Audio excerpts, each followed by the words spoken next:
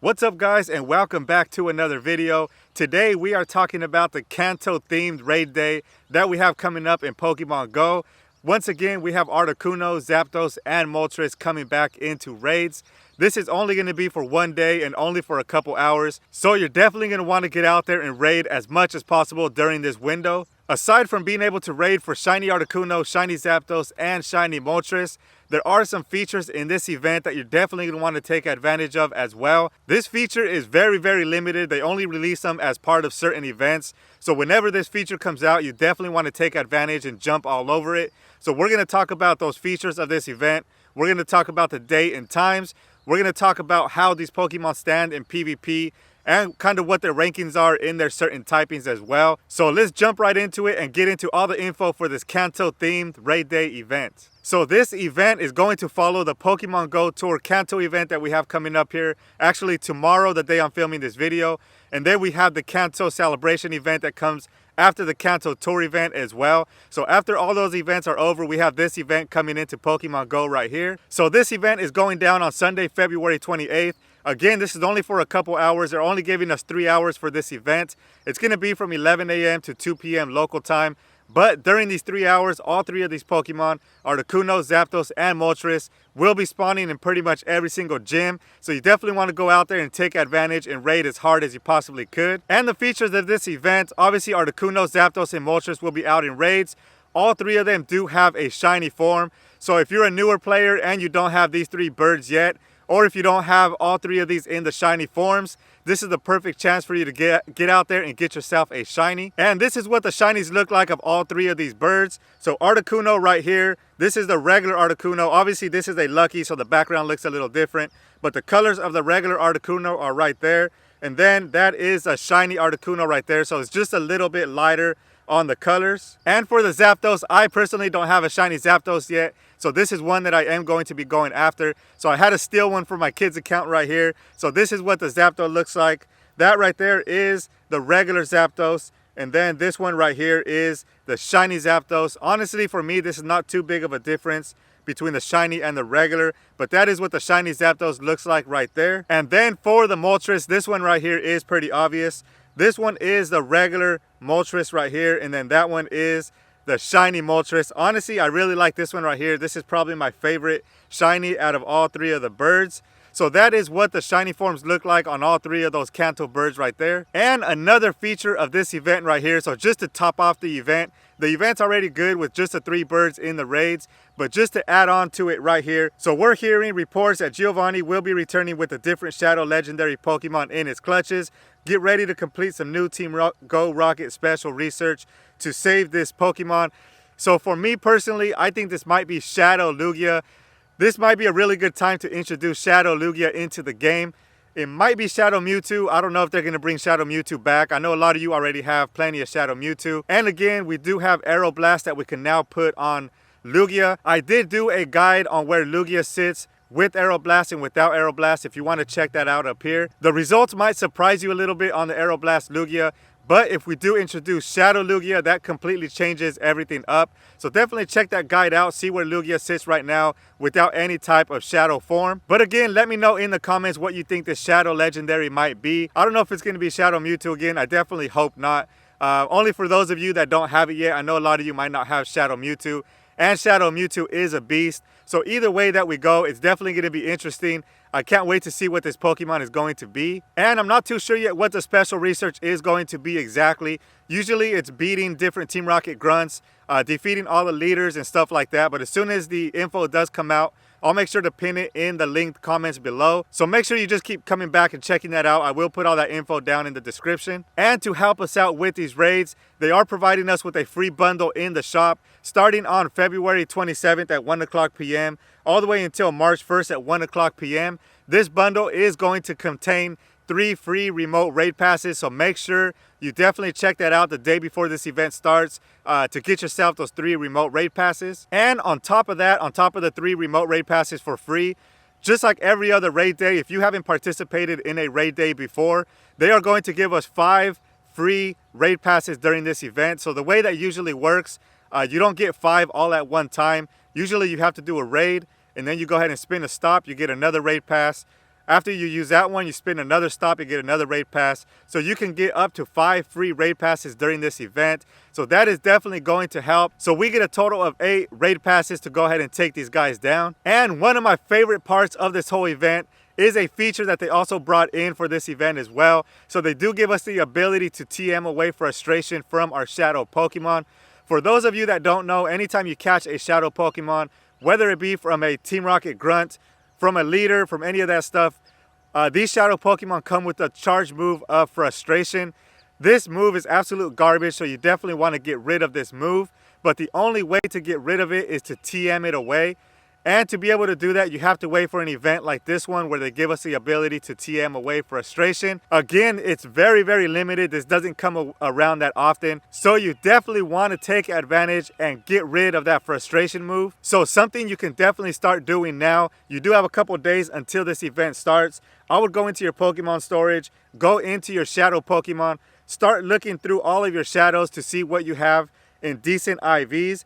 Definitely anything that is shiny shadow, like the Aerodactyl there. I have a shiny shadow Ekans. I have a couple of those. I do have a shiny shadow Lapras as well. So any of those, you definitely want to go in there and tag. I already have a tag myself, but you just go ahead and go into tag. If you don't already have a tag, at the very bottom, just hit add new tag. What I did is I named one TM frustration. So if you go into here, I already TM'd this one. But if you see here, I do have my tags here on the left. If you go into TM frustration, these are all the ones that I just tagged for this event. So I have things again like shiny shadows, even though they are not good IVs, like this shiny shadow Lapras right here, definitely not good IVs, but there's no point of having this Pokemon with frustration. You definitely want to just go ahead and TM that thing away. I have a shiny shadow Ekans here. Again, the IVs are not the greatest on this thing. But again, you see frustration right there. You definitely want to get rid of that thing. I do have some pretty good ones in here as well. I have this Machop, which is pretty decent IVs. It's a 2-star, but it's really good IVs. And Shadow Machamp is a beast. So I also tagged this one with TM frustration. So I'm going to get rid of that one as well. So I would definitely go into your storage, start looking through all your shadow Pokemon, especially your legendary Pokemon. Even if they're not good IVs like the Shadow Mewtwo right here, IVs on this one are horrible. It's only a 1-star. But again, there's no use of having frustration on this Pokemon. So you just want to go through there, start tagging all your Pokemon with TM frustration. So as soon as this event does start, you already have all these things organized. All you have to do is go through there, look through all your Pokemon and start TMing away that frustration move. And if you're wondering how you can get some of these charged TMs, like me, I am stacked with these charged TMs. I have over 40 or something of these, so I am good there. But if you're running low on charged TMs, the best thing to do is just start doing some raids. Tier 5 raids do give you charged TMs, as well as PvP battles. You can just jump into the Go Battle League, start doing some of those battles. You'll definitely get some charged TMs that way. And you can also do trainer battles as well. That will also reward you with charged TMs. So you do have a couple days as well for this. Go ahead and start doing all these Go Battle League battles, trainer battles, and do some raids as well to start stacking up on your charged TMs. Also, I would start doing as many Team Rocket balloons and battles as possible. So anytime you see a balloon that comes into your game, or you see a Team Go Rocket grunt out there at a Pokestop, make sure you just take it down. Do as many of these as possible to try to get yourself some good IV shadow Pokemon before this event starts. And to help you out even further with that, the last feature of this event, the Team Go Rocket grunts will be appearing more often during this event window. So if you don't get anything good leading up to this event, make sure you do a bunch of Team Go Rocket grunts to get yourself some good IV shadow Pokemon. And now with all those features out of the way, you know exactly what this event is going to look like. I have one final tip before we get into the rankings of these Pokemon. I'm just going to quickly go over where they sit as far as their typings go and which ones are best for PvP if you are into PvP. But the last tip I would definitely recommend for this event is starting now, go ahead and start putting Pokemon into gyms to start getting 50 coins per day. That is definitely going to help you buy some more raid passes if the 8 free raid passes are not going to be enough for you during this event. And by the time this event does come, you should have 400 to 500 coins sitting in your bag to be able to get yourself some more remote raid passes if you want to go that way and take advantage of these raids. So real quick, before we wrap up this video, we are going to look at where each of these Pokemon sit as far as their typings go. We are going to look at where they sit at in PvP, see which ones are best for PvP. We are going to be doing this by looking at the DPS times TDO. So the DPS is the damage per second, and then the TDO is the total damage output. So this is how much damage the Pokemon can put out during the whole life of this Pokemon. And then we are going to again look at the total, which combines the DPS and the TDO, to see exactly how strong these Pokemon are. So first we are going to look at the Articuno in the Ice type Pokemon. So in the number 1 spot we have Darmanitan in the Galarian form. This one has Ice Fang and Avalanche. This one has a total of 4,513.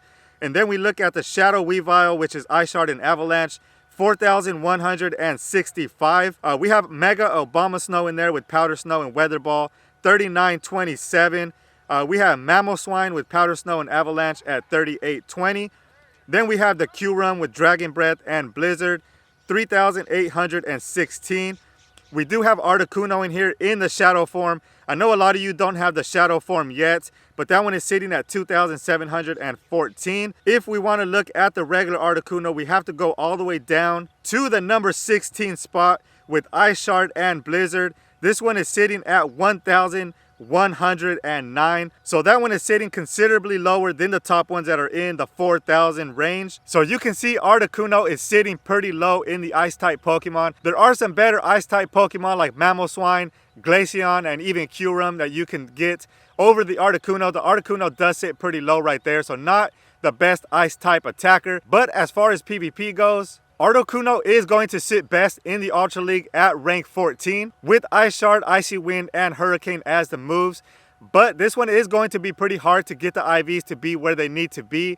In order for this to be effective, the number 1 IVs that you need to be looking for Articuno in the Ultra League are going to be 0, 13, 15. So obviously getting a 0 attack Articuno is going to be really difficult. So if you do want to use Articuno in the Ultra League, you are going to need to get the IVs to be 0, 13, 15, which is going to be really difficult. I don't know if that's going to be possible, but that's where Articuno sits in the Ultra League. And now we are going to look at Zapdos and where Zapdos sits as far as electric type Pokemon. So if we look in the number 1 spot, we have Shadow Raikou. Again, not everybody has a Shadow Raikou, but if you do, this one has Thunder Shock Wild Charge with a total of 9,030. Then we have Shadow Zapdos right here. This Shadow Zapdos has Thunder Shock and Thunderbolt at 8,058. Then we have Shadow Electivire with Thunder Shock Wild Charge, 8,013. If we look at non-Shadow Pokemon, we have Zekrom with Charge Beam and Wild Charge at 6,625. Then we have the regular Raikou, Thunder Shock Wild Charge at 4,887. And then down in the number 8 spot, we have the regular Zapdos right here with Thunder Shock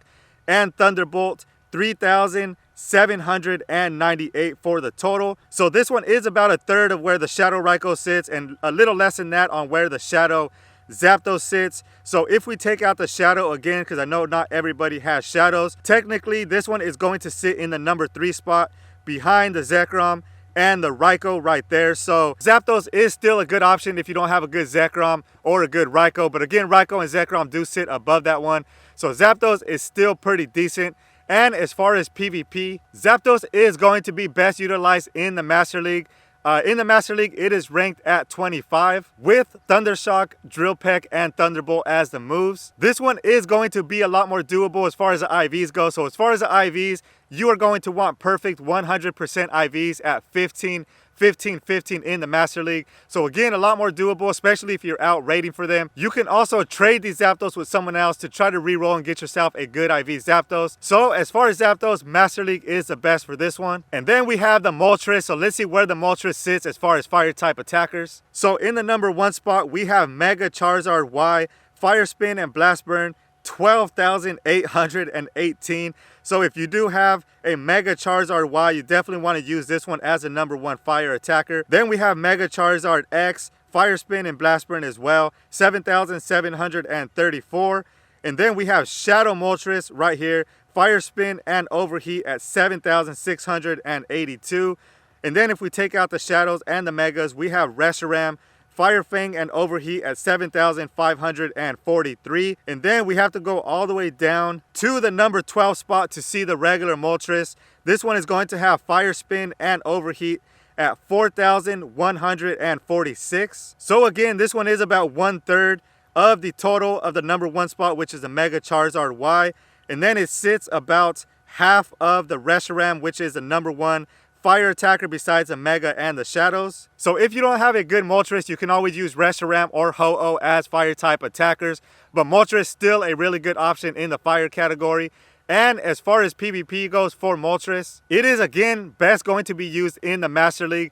It is ranked number 61 in the Master League with Fire Spin, Sky Attack, and Overheat for the moves. And as far as the IVs go, again, this one is going to be a 15-15-15. Another perfect IV that you're going to be looking for. So you see the Articuno is going to be really hard to get good IVs at a 0-13-15. But the Zapdos and the Moltres are a lot more doable in the Master League at 15-15-15. So that is where all three of these sit as far as their typings and in PvP. So definitely go out there and raid extremely hard for these three Pokemon during this 3-hour window. But more importantly, take advantage of the ability to be able to TM away frustration from your shadow Pokemon. So this event is going to be a really good one. Again, it's only for 3 hours, so make sure you put this thing on your calendar. You definitely don't want to miss this event. So that is all the details surrounding this event right here. Let me know what you are most excited for. Let me know if you already have a shiny of all three of these Pokemon. But that is going to do it for today's video. I hope this helped you. If it did, go ahead and drop a like. If you are new here, consider subscribing if you enjoy this content. Turn the notification bell on so you don't miss any future videos.